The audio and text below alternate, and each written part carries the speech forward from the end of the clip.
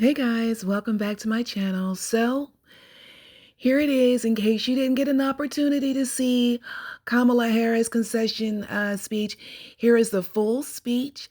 I'm not going to interrupt it. I'm not going to make any comments during her speech or after. I just wanted to make sure I put this historic moment on my channel because I am so proud of her and I'm so proud of this speech. It's one of those speeches that you would never hear from Donald Trump. And it is, again, yet another example of the vast difference between the two candidates. And it is the stark reality that we had these two candidates and they chose, America chose Donald Trump over this well-spoken, well-intentioned individual who is spreading absolutely no hate. But you know, I am ready to move forward. The election period has been long, and I'm exhausted. I am curious to see what the future holds, but I'm ready to see what the future holds. Without further ado, let's get into Kamala Harris's concession speech. And if you have not already, guys, please go ahead and hit that like and subscribe button. It helps me a lot. I am new and I'm really trying to get this channel going, and I'm looking forward to see how it progresses. And I would love to get to 1,000 subscribers by the end of the year, and you can help me do that. But look forward to more. I'm going to do my best to post more often. And yeah, until next time, toodles.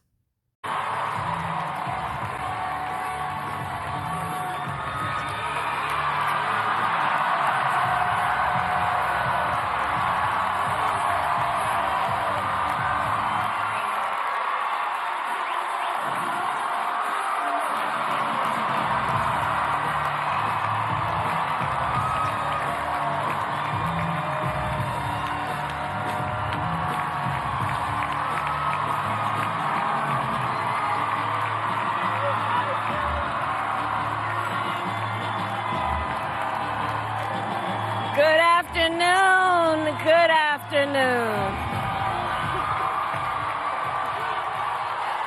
Good.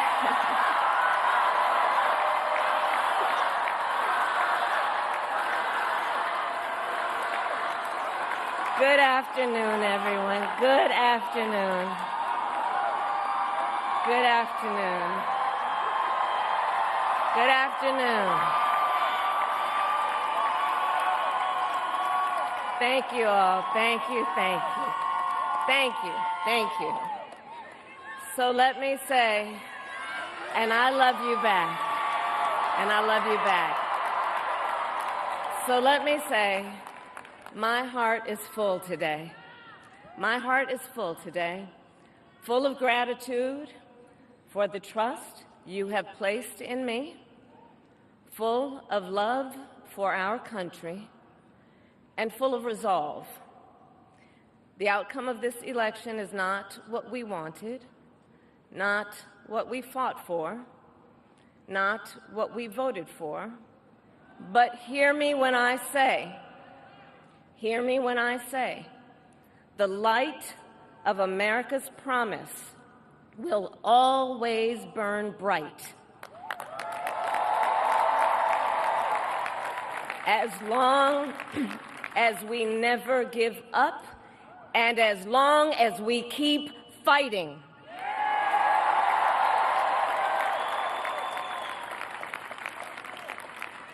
To my beloved Doug and our family, I love you so very much. To President Biden and Dr. Biden, thank you for your faith and support.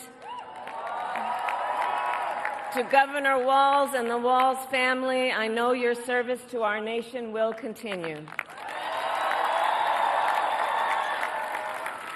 And to my extraordinary team, to the volunteers who gave so much of themselves, to the poll workers and the local election officials, I thank you. I thank you all.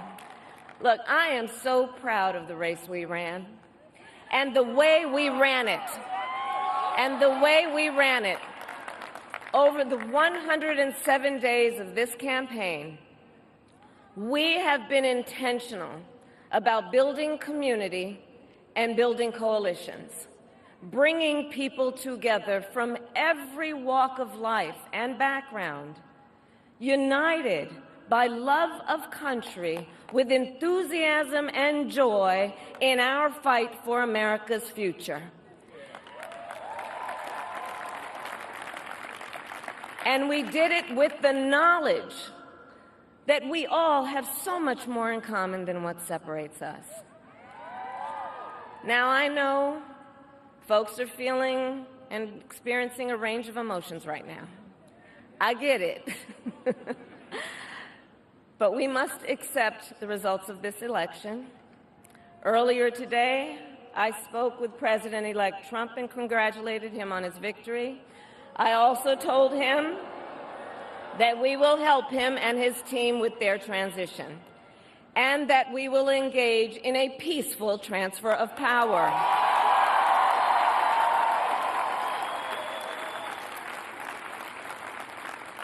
A fundamental principle of American democracy is that when we lose an election, we accept the results.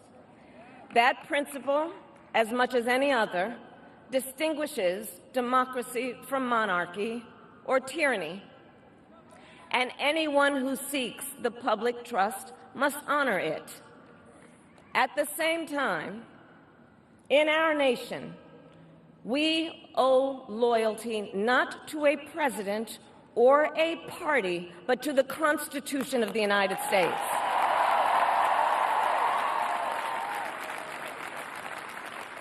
And loyalty to our conscience and to our God.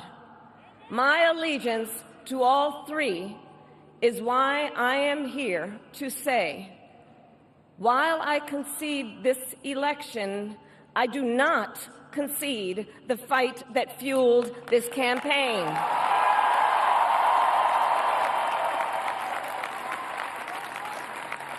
The fight for freedom, for opportunity, for fairness, and the dignity of all people. A fight for the ideals at the heart of our nation, the ideals that reflect America at our best. That is a fight I will never give up.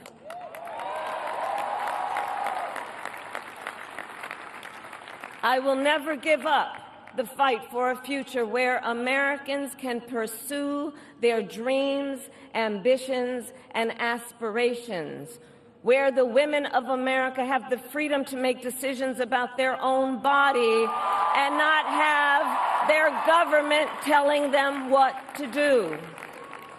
We will never give up the fight to protect our schools and our streets from gun violence.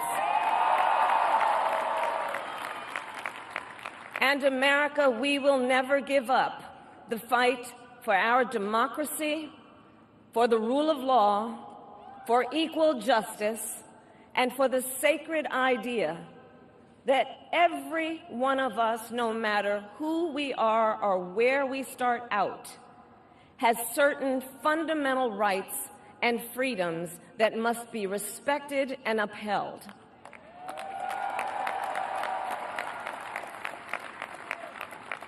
And we will continue to wage this fight in the voting booth, in the courts, and in the public square. And we will also wage it in quieter ways, in how we live our lives, by treating one another with kindness and respect, by looking in the face of a stranger and seeing a neighbor, by always using our strength to lift people up, to fight for the dignity that all people deserve. The fight for our freedom will take hard work, But like I always say, we like hard work. Hard work is good work. Hard work can be joyful work. And the fight for our country is always worth it. It is always worth it.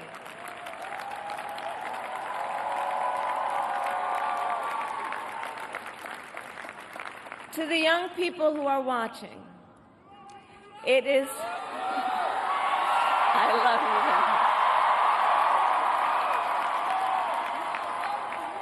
you. To the young people who are watching, it is okay to feel sad and disappointed, but please know it's going to be okay. On the campaign, I would often say, when we fight, we win. But here's the thing. Sometimes the fight takes a while. That doesn't mean we won't win. That doesn't mean we won't win. The important thing is don't ever give up. Don't ever give up. Don't ever stop trying to make the world a better place. You have power. You have power. And don't you ever listen when anyone tells you something is impossible because it has never been done before.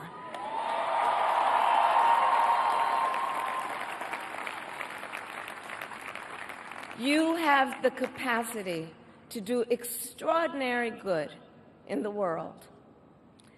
And so to everyone who is watching, do not despair. This is not a time to throw up our hands. This is a time to roll up our sleeves. This is a time to organize, to mobilize, and to stay engaged for the sake of freedom and justice and the future that we all know we can build together. Look, many of you know I started out as a prosecutor, and throughout my career, I saw people at some of the worst times in their lives. People who had suffered great harm and great pain, and yet found within themselves the strength and the courage and the resolve to take the stand, to take a stand, to fight for justice, to fight for themselves, to fight for others. So let their courage be our inspiration. Let their determination be our charge. And I'll close with this. There's an adage an historian once called a law of history, true of every society across the ages. The adage is, only when it is dark enough can you see the stars. I know many people feel like we are entering a dark time, but for the benefit of us all, I hope that is not the case. But here's the thing, America, if it is, let us fill the sky with the light of a brilliant, brilliant billion of stars. The light of optimism, of faith, of truth, and service.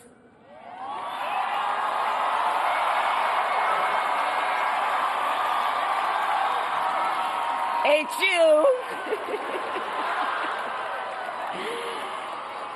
And may that work guide us, even in the face of setbacks, toward the extraordinary promise of the United States of America. I thank you all. May God bless you, and may God bless the United States of America. I thank you all.